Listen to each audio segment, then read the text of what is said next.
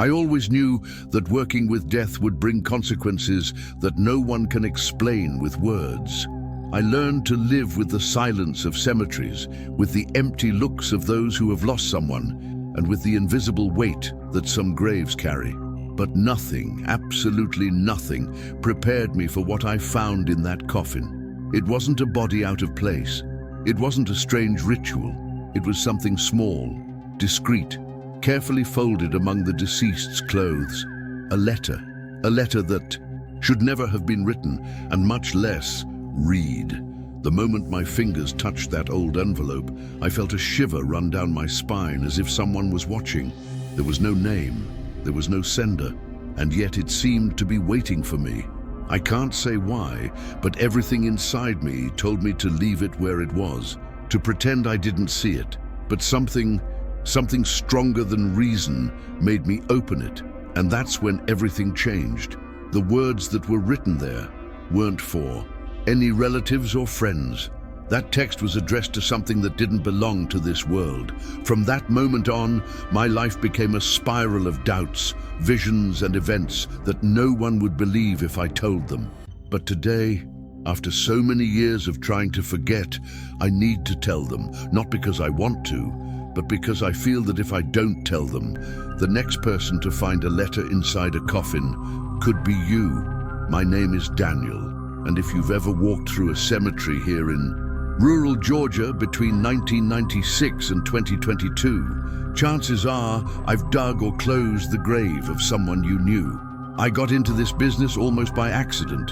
In my early 20s, I was hired to dig holes and help with burials because I needed to pay the rent.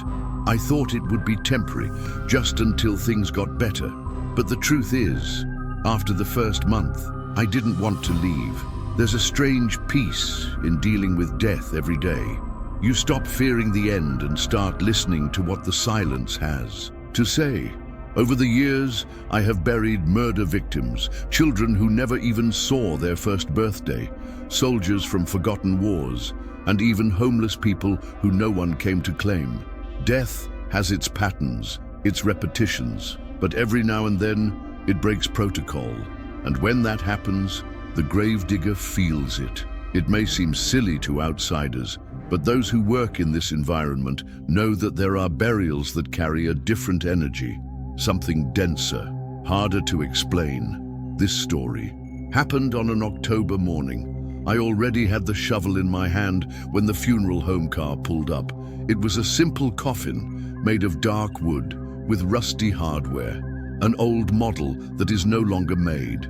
The family seemed disconnected, as if they were there only out of obligation. No one cried, no one spoke, just lost gazes between old crosses and cracked tombstones. I felt that day would be different, but I had no idea how different it would be. When it's time to close the coffin, according to protocol, we check that everything is in place. We adjust the clothes, arrange the flowers, organize the belongings. And it was there, in this common task, that my destiny changed. The letter was folded between the lapel of the jacket and the shirt, almost imperceptible, but it seemed to be calling me. I hesitated. I looked around. Everyone was distracted. Curiosity won, and when I pulled that letter out of the dead man's clothes, something inside me died too. But this, you'll understand better when I show you what was written. If you've come this far, it's because in some way you also feel that there are things in this world that cannot be explained logically, stories that don't appear in the newspapers, but that remain stuck in the minds of those who lived every second of them. This channel is not just about terror or curiosity, it's about what whispers behind the scenes of silence, about buried secrets that one day insist on coming back to the surface. If you believe that there are hidden truths where no one wants to look, then you're in the right place. Here, each story is more than just a strange case. It's an invitation to see the invisible, hear what most people ignore, and be part of a community that seeks to understand the inexplicable. If this story has already touched you, if some part of it made your heart beat differently, then subscribe to the channel now and leave your like, because what I'm going to tell you next may change the way you view the silence of a cemetery forever. The cemetery where it all happened is in a remote area of savannah, where the main road seems to forget time and vegetation swallows up the signs that once tried to show the way. It wasn't one of those urban cemeteries with high walls, cameras, and well-kept asphalt. It was old, rural, with unstable soil and crooked crosses stuck directly into the ground. The entrance was marked by 2 faded brick pillars and an iron gate that creaked even when the wind didn't blow. The surrounding trees cast shadows that were too long for that time of day, as if trying to cover something that shouldn't be seen in the light. That morning was especially muggy. The air felt thick, hard to breathe. The sky wasn't exactly cloudy, but there was a light mist hanging low to the ground, as if the cemetery was separated from the rest of the world by an invisible layer. The smell was a mix of wet earth, old flowers, and a metallic tinge that came from nowhere in particular. It was as if the room was suspended, frozen in time. No birds sang, no cars screeched in the distance. It was absolute silence, and every experienced gravedigger knows that absolute silence is a warning. The grave where the coffin would be placed was near one of the oldest areas of the land, where the tombstones had lost their names and the records had been erased by rain and oblivion.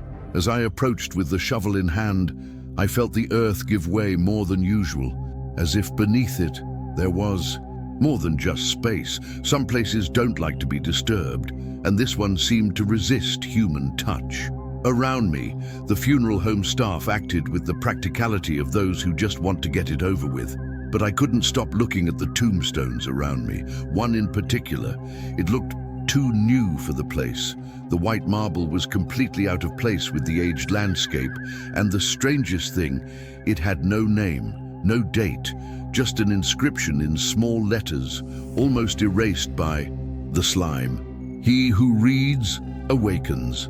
At that moment, I felt a chill run down my spine, and what happened right after that made me wonder if it was really the letter that started it all, or if someone or something had been waiting for me there long before that coffin arrived.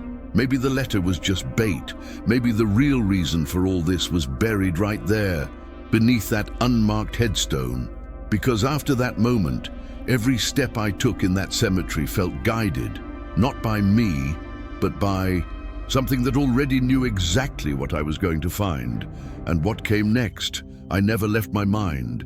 The ceremony began like so many others I have attended throughout my life. The family arrived little by little, each with their own blank, distant expression, as if they were there more out of obligation than genuine grief. The deceased was a middle-aged man with very pale skin, carefully combed hair, and a forced smile frozen on his face, the kind that the funeral home molds when the face no longer holds any expression. His name was Charles Delaney, and according to the records, he had no siblings, children, or spouse.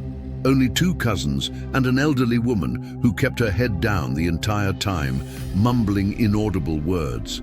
There was no music, there were no speeches, just the sound of the breeze rustling dry leaves between the graves and the creak of the coffin's wood as it was lowered onto the ropes. I held one of the handles, as I always do, firmly, without thinking much, while the family members pretended to perform a ceremony that seemed more like a bureaucratic favor than a sincere farewell. There was something about the atmosphere that bothered me, a strange weight in the air, as if we were burying something more than a body. The funeral home assistant, a young woman I had never met before, made sure to adjust every detail inside the casket before the final closing. Her hands were shaking slightly, and the way she avoided looking directly at the deceased's face caught my attention. When she walked away, I took on the final step, straightening the deceased's suit, making sure everything was in place. And it was at that moment that I noticed a subtle bulge under the lapel of his jacket, a piece of paper folded neatly, as if it were part of the garment. My instinct was to ignore it. It wasn't uncommon for families to leave letters or small objects with the body, but the fold was too perfect, so carefully positioned that it looked intentional. When I pulled the paper out, it came away easily. It was an aged, parchment-textured envelope with a red seal in a circle with strange symbols around it. There was no name, there was no recipient, not even an address or a date. For a moment, I considered returning it, putting it back and closing the coffin. But my curiosity, that damn curiosity, got the better of me. I held the letter, took a deep breath, and put it in my uniform pocket. No one saw it. No one suspected it. At least, not at that moment. But it was from that small gesture, that almost involuntary movement, that everything began to fall apart, because the letter was not meant to be removed, and much less read by someone like me. And what came next showed me that some messages, when taken from where they belong, bring with them much more than written words. At the time, I thought I was just saving a piece of paper, but unbeknownst to me, I had taken with me something that didn't belong in this world. And it wasn't until I got home that night that I realized the letter didn't want to be read, it wanted to be opened by me. And I've never slept peacefully since.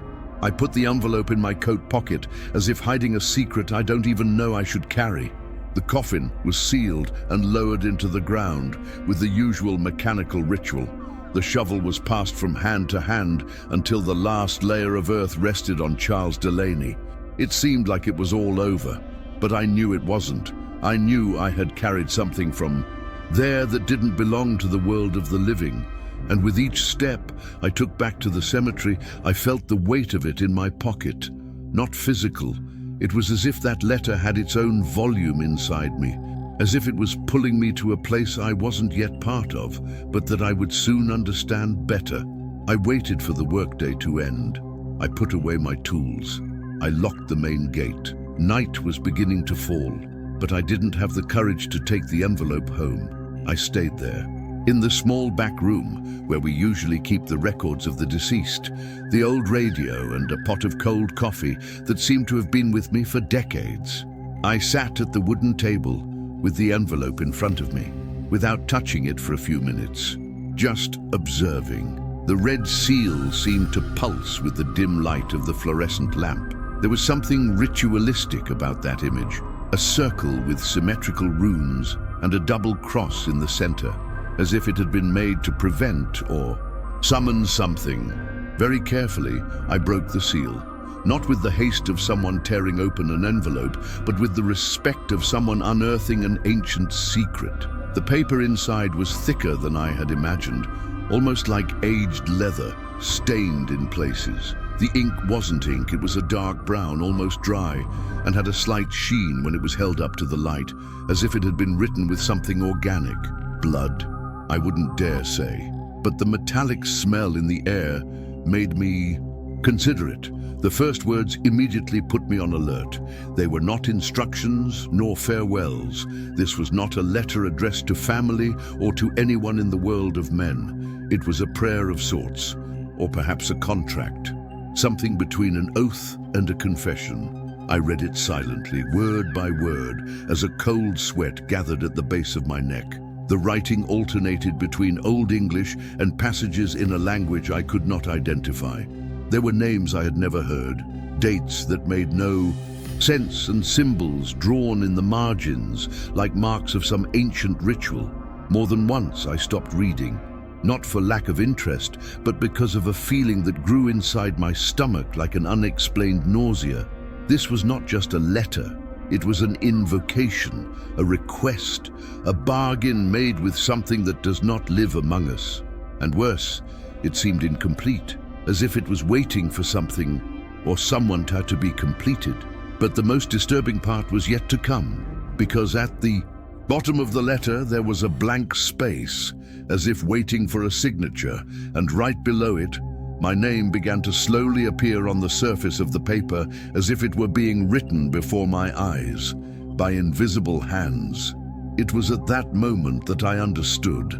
The letter wasn't just calling me, it already knew me. And if my name appeared there, it was because someone, or something, had already chosen who would open that curse. And now, there was no turning back. Seeing my name appear at the bottom of that letter was like watching my own tombstone being carved in real time. At first, I thought I was hallucinating. I blinked, rubbed my eyes, shook my head. But he was still there, Daniel, letter by letter, slowly appearing, as if an invisible pen were drawing him with macabre patience. The edges of the paper began to waver slightly, as if they were breathing. I released him immediately, but he fell to the table like dead weight. He didn't fly, he didn't float, he didn't disappear. He just remained, motionless, staring at me. I sat down again, not daring to touch it, but unable to leave. The letter seemed alive, and more than that, it seemed to know who I was, what I did, what was inside me. When I caught my breath, I read the content again, this time with my eyes on high alert. The language was archaic, but it carried a perverse logic. The one who wrote it, or dictated it, spoke of a pact sealed beyond the flesh. It described a passage agreement made with an entity called the Watcher of the Seven Gates, which could only receive souls properly prepared to cross the corridor between the worlds. The text said that the dead body was not just a corpse, but an empty messenger, a vessel chosen to carry the signature from the other side. There were references to voices that manifest themselves before the end, figures that warn of the time of the crossing, and physical marks that appear on the body after the last breath, signs that the soul had been marked for a destiny other than eternal rest, a kind of payment for something promised in life, a debt to the invisible. And the most disconcerting, everything was written in the first person. The writer spoke as if he were waiting to be held accountable. He was begging for mercy. He said he could no longer bear the apparitions, the whispers at night, the shadows that stood at the foot of his bed. He did not mention God, nor demons, only they, with a capital E, as if they were too ancient to fit into the definitions we know. He begged to be buried with the letter, as it was the only way to keep the agreement sealed, that if anyone dared to open the envelope, the seal would break, and the name of whoever broke it would automatically be registered as the successor to the pact. And then it all made sense. My name, the ink appearing on its own, the chill that took over my body as I finished reading it. I had just taken on a debt that wasn't mine, a contract I hadn't signed. But that involved me just by reading it. The letter was like a trap, a silent one, written by someone who, even dead, was still trying to pass the curse on. And I was the fool who set it free. In the final paragraphs, he detailed what had happened since they began visiting him. He spoke of a hooded figure that appeared every night at his bedside, of a presence that would stand for hours on end on the doorstep without moving, of a childish voice that would call his name between 2 and 3 in the morning, always at the same time. He said that each night was a test, and that with each new dawn, something inside him became emptier, until one day, the mirror in the house no longer reflected his image, only the hooded figure behind him. But the sentence that struck me most was near the end of the letter, scribbled shakily, as if it had been written in desperation. If you're reading this, don't look in the mirror after midnight. They don't like to be watched. The room seemed darker. After that, I looked around and noticed that the lamp was flickering. A humming sound began to fill the room, coming from nowhere, slowly growing louder like a muffled moan. I stood up, the letter still open on the table, and at that moment I didn't see it, but I felt something approaching from behind me. The air grew heavier, my entire body shivered. The next few seconds seemed to last for hours, and I swear, with all my sanity left, that I heard someone whisper my name behind my neck, a female voice, slurred, like I'd just woken up. But when I turned around, there was no one there, just the radio blaring softly in the corner of the room, and the letter, which now had a new sentence written at the bottom. Daniel, The Watcher already knows you read it. At that moment, I realized that I was no longer reading the letter. It was reading me. And if the Watcher already knows my name, the only question that remains is, what will he do now? Because from that moment on, every shadow could be a warning that the pact has been accepted. After that night, I couldn't sleep peacefully. The letter remained locked inside a toolbox in my bedroom closet, but the feeling that it was still watching me never left me. My surroundings changed frequently. Radios would turn on by themselves. Lights would flicker at the same time every night, and a smell of burning wax began to permeate my clothes, even though there were no candles lit anywhere. But it was the next day, while I was reviewing the burial record of Charles Delaney, that something brought me back to the scene that had almost gone unnoticed at the time: the behavior of the family. I remember it more clearly now. One of the cousins, the younger man, had sunken eyes, too dark for his pale face. He never looked away from the coffin for a second. He didn't cry. He didn't speak. He just kept his hands clasped in front of him, motionless, as if waiting for some confirmation.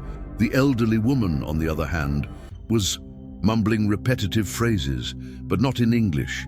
It sounded like an ancient language, guttural, with rhythmic pauses and sounds that reminded me of a prayer or an incantation. The youngest, a girl who appeared to be a nurse due to the stained white clothes at the hem, was holding a small amber vial in her hands, with dark liquid inside. She didn't offer it to anyone. She didn't drop it. She just held it tightly, as if she depended on it to keep something under control. I began to realize that this was no ordinary family.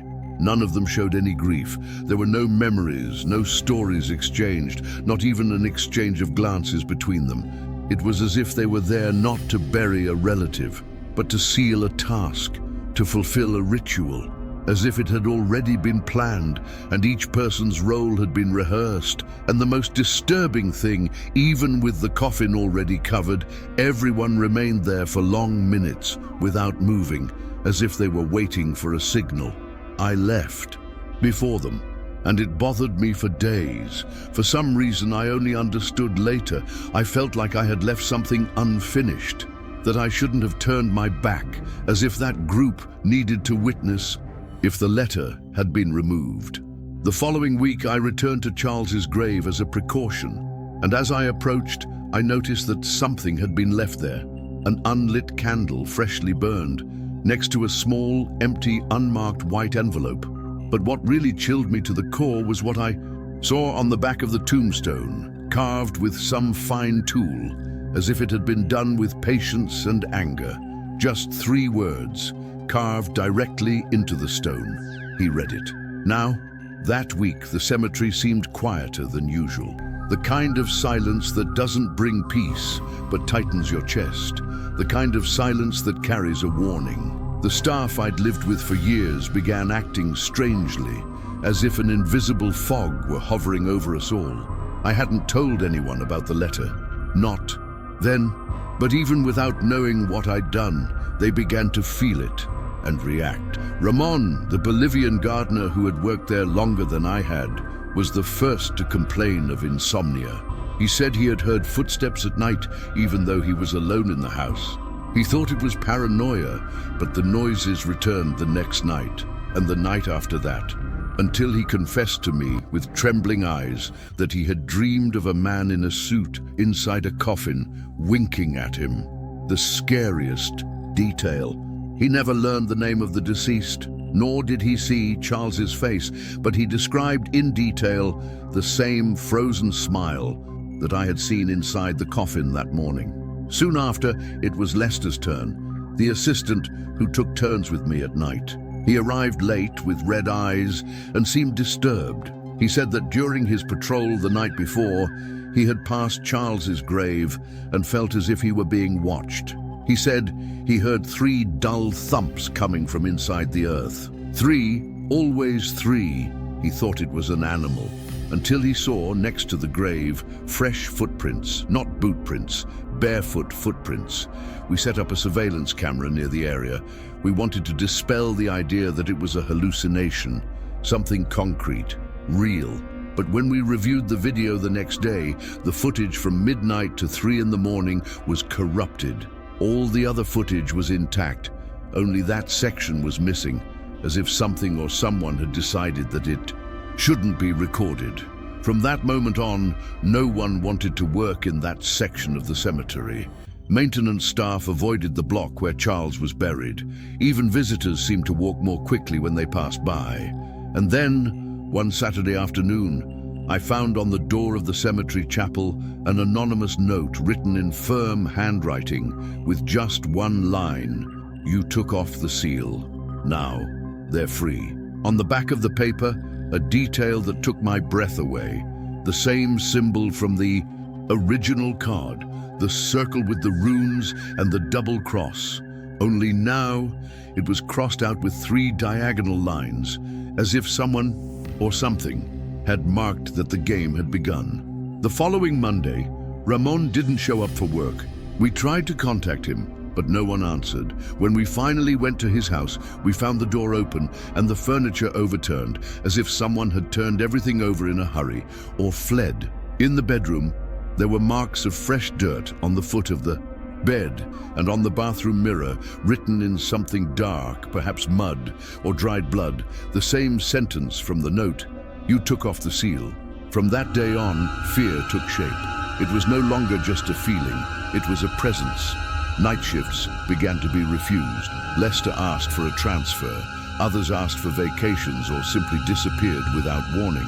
The cemetery administrator, a skeptical and arrogant man, tried to impose order by saying that none of this was real and that everyone needed to rest.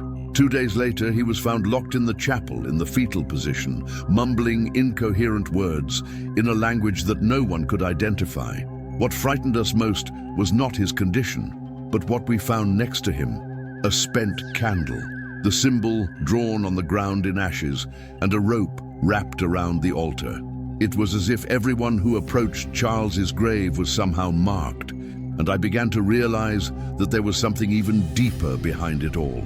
I began to study the symbol. I rummaged through old books left in the back room of the cemetery, forgotten heirlooms of priests who had passed through there. In one of the dusty volumes, I found a vague reference to a forbidden ritual dating back to the 18th century. A kind of pact of silence with the nameless ones, entities linked to tombs sealed with ritualistic signs. The double cross, according to the book, served as a seal, a boundary between 2 worlds. Removing the seal meant releasing what was bound, not just physically but spiritually, and that's when I understood. The letter I had found and opened was not a warning. It was a trap, an invitation in disguise. I hadn't broken the seal out of curiosity. I had been led into this, manipulated, and now the price was being exacted not just by me, but by everyone around me.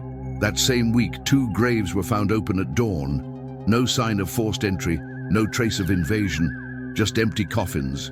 And most disturbing of all, the cameras showed nothing. No movement, no presence, just one detail. A shadow projected without a body, standing for exactly 3 minutes in front of each grave, as if observing, as if choosing, and then nothing. I began to feel the effects on my own body, constant nightmares, nosebleeds for no reason, a low humming sound that followed me like a distant whisper, even in broad daylight. My reflection in the mirror began to seem delayed. I would move, and it would take half a second for it to catch up. Even my voice began to sound different on the recordings, lower, more slurred, almost as if another frequency was trying to blend in with mine. No one else wanted to come near me in the cemetery. Those who remained avoided even meeting my gaze. It was as if I were contaminated, marked. The curse wasn't just from the symbol, it was from the contact, from the exposure, from opening what should never have been touched. But what haunts me to this day, more than the dreams or the noises in the early hours of the morning, was what I found under Charles's grave weeks later when I decided to dig it myself. A new envelope, intact, no dust, no moisture, with my full name handwritten on it. Inside there were no words, just a photo, Mine, sleeping, in my house, the night before. For years I had remained steadfast in the face of almost everything. But then, as the days passed and the signs piled up, my sanity began to waver. There was no point in pretending it was a coincidence. The radio, the figures, the footprints, other people's dreams, everything pointed to the same origin, the letter, the name, the grave, as if everything was connected by an invisible line pulling my life to a point of no return. I tried to resist. I ignored the urge to return to Charles's grave. I told myself it was all in my head, but deep down I already knew that story was not over, and it wanted to be reopened. It was a cloudy Monday when I decided to go to the grave alone early in the morning. I took with me a flashlight, a shovel, and a vial of holy water that a cleaning lady had accidentally left in the living room sink. When I arrived, the place looked the same, but something was wrong. The earth was too compacted. The level of the grass around it had lowered a few inches, as if the ground had sunk slightly. Next to the headstone, I found another burned-out candle, different from the previous one. This one with black wax dripping down to the base and a small strand of hair stuck in it.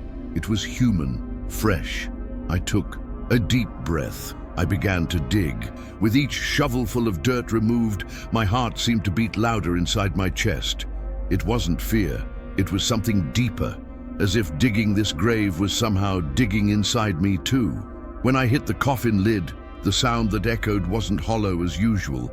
It was muffled, as if there was something between the wood and the earth. The lid was intact, but around the latch there were marks of fresh rust, as if someone or something had tried to open it from the inside. With a controlled effort, I unscrewed the screws and lifted the lid. The body was still there, but something had changed. The face no longer wore the smile molded by the funeral home. Now, the facial muscles were completely relaxed. The eyes, which should have been sealed shut, were slightly open. And most disturbing of all, the envelope I had removed from the lapel days before had reappeared. It was folded in the same way, in the same place, as if it had never been removed. But there was another detail. In the pocket of my jacket, right next to the corpse's hand, lay a new piece of paper. No envelope, no stamp, just a sheet of paper folded in half with my name written on the front in thin, careful letters in a handwriting I didn't recognize. I opened it right there, with my knees still planted firmly in the dirt. The contents were short, just 2 sentences. "You're back. Now there's only one more step." The wind blew hard, pushing the coffin lid off with a sharp crack. I jumped up in shock, stumbling over the edge of the grave, and it was when I looked at the ground around the grave that I realized there were footprints, several, not just mine, but others, bare feet, thin, small, as if someone or something had circled the grave that very night, and they were coming from several directions, which meant they weren't there to leave, they were arriving.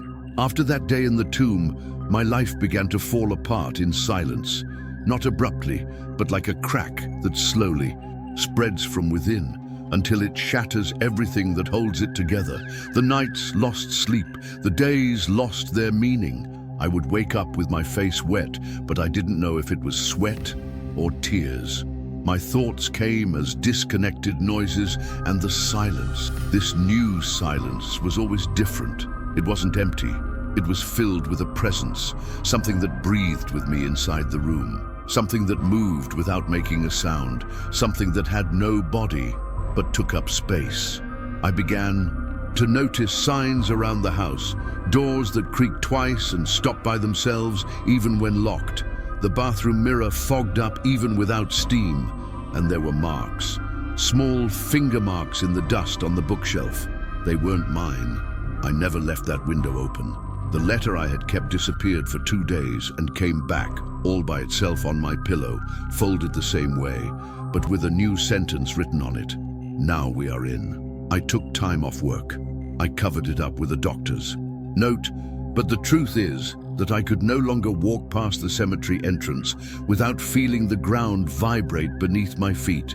I avoided mirrors. I avoided being alone in dark rooms.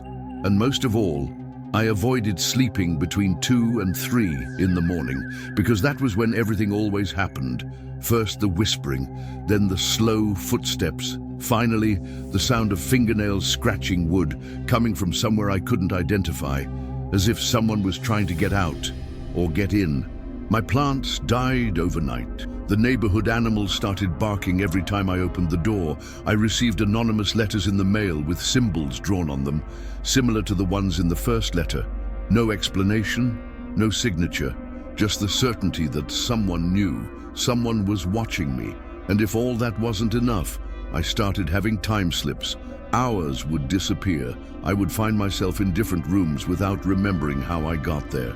One day, I woke up in the backyard, kneeling in front of a freshly dug hole, with a wooden cross in my hands. But the worst happened one morning when the air seemed thicker than ever.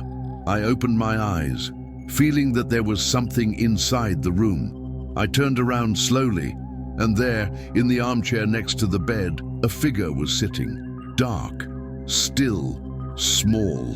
Her legs dangled in the air like a child's, but her face was covered by a shadow that the lampshade next to her couldn't penetrate.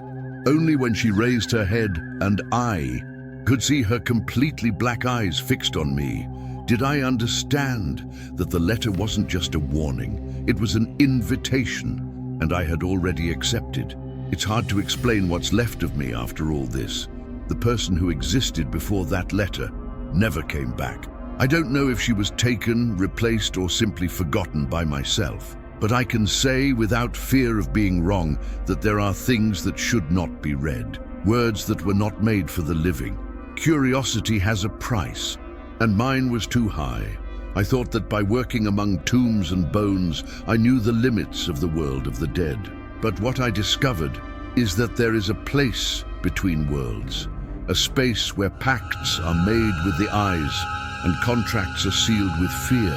I thought about burning the letter more than once. I even lit the lighter, set the edges of the paper on fire, but it wouldn't burn. The flame passed over it, as if the paper were made of absence, a physical void, a hole in time, nothing. Could consume it, and when I tried to bury it again, it reappeared inside my drawer, wrapped in a strand of hair identical to the one I saw attached to that candle next to the grave. No matter what I did, it always came back. And that's when I started to question everything. What if the letter hadn't been left there by accident? What if it wasn't a trap, but a delivery, a mission? Maybe Charles was never the real target. Maybe he was just the carrier, a medium, a messenger, and I, the next link. The letter seemed to know. The seal, the name, the signs, everything perfectly aligned to fall into my hands. And now, even as I try to pull away, I feel like I'm part of something much bigger, something ancient, something breathing between the cracks of reality. The most disturbing thing of all is that I have never found any official record of Charles Delaney's burial. Not in the cemetery records, not in the town records. His name is simply gone, as if he had never been buried there, as if he had never existed. But every time I pass by the tombstone, I still feel that same weight in the air, and on cloudy days, I swear I see fresh footprints in the grass. Only this time, they don't come from outside. They come from inside the earth. If you've made it this far, you might be wondering if all of this is real. Maybe you think it's just another dark story told by someone who spent too much time surrounded by crosses and open graves. And that's okay. Doubt protects. Skepticism prevents certain doors from opening. But if you still have this letter in your memory, with this symbol engraved in your mind, maybe it's too late. Because there are stories that are not just made to be heard. They were written to awaken, to call, to mark those who dare to listen until the end. I thought about ending it here, burning the papers, letting the silence take over. But I can't, because that wasn't the only letter. A few weeks later, during the exhumation of an ancient tomb, we found another envelope, The same seal, the same texture, but with one difference. This one was sealed on the inside, stuck in the corpse's hands, and when I tried to remove it, the hand closed by itself. Since then, something has been following me around the corridors of the morgue, where these remains were analyzed, and this time, it's not just me who sees it. There are records, there are witnesses, there is another story to tell. If you want to know what is about to be revealed, subscribe to the channel now. Activate the bell and join those who are not afraid to face the inexplicable, because in the next episode, I'm going to open the second letter, and what was written inside doesn't talk to a person, talks to you.